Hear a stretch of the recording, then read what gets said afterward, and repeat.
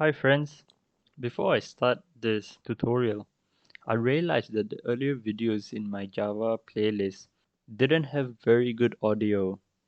So I was wondering if I should retake this video. So if you want me to retake those videos, just let me know down the comment and I will retake it. Okay? So now I will get started with this video. In this video, I'll be talking about the switch statement. Switch. Now the switch statement, it works the same as the if-else function in Java. So now let me give you an example how the switch statement actually works.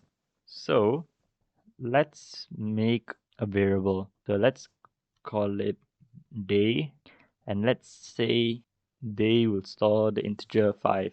Okay, and I'm just gonna make a switch statement of the days of the week. So I have day 1, day 2 until day 7. Okay, so what do I write here? I put switch day, and over here there's a case, so I must choose this as case 1. That means this function will look at day and it will see, oh, day is 5. Okay, and over here case is 1, so that means only if day will have the value 1, then it will do something in here. So let's just say it will print out day is 1. This case 1 will be ignored because day actually has the value 5. So this case will be ignored. So let me just continue writing the rest of the cases. And we have to add a break statement at the end.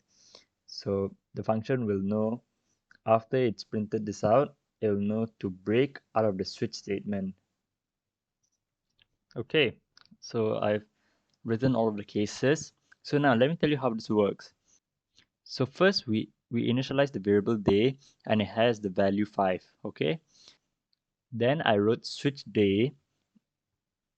Switch is basically a function with cases inside and a default. Okay, so now what this function does is that it will see the first one, so that is case 1, and it'll see, okay, case 1, that means day equals to 1. Okay, but since day is not equals to 1, because day is actually 5, it'll ignore this and then move to the next one, and this will also return false because day is 5, and then it will only see case 5 and it will print this out, and then it will break out of the switch statement. Okay, and let me just print it out to show you.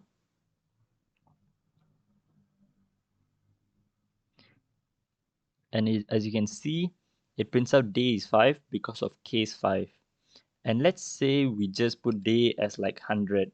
Okay, and we do not have a case for 100, so automatically it will go to the default one and it will print out please enter a correct day number, and it will break out the switch statement. So let me show you. As you can see, it says please enter a correct day number. So this is the basics of how a switch statement actually works. Okay, please like and subscribe if you found this helpful. Thank you for watching.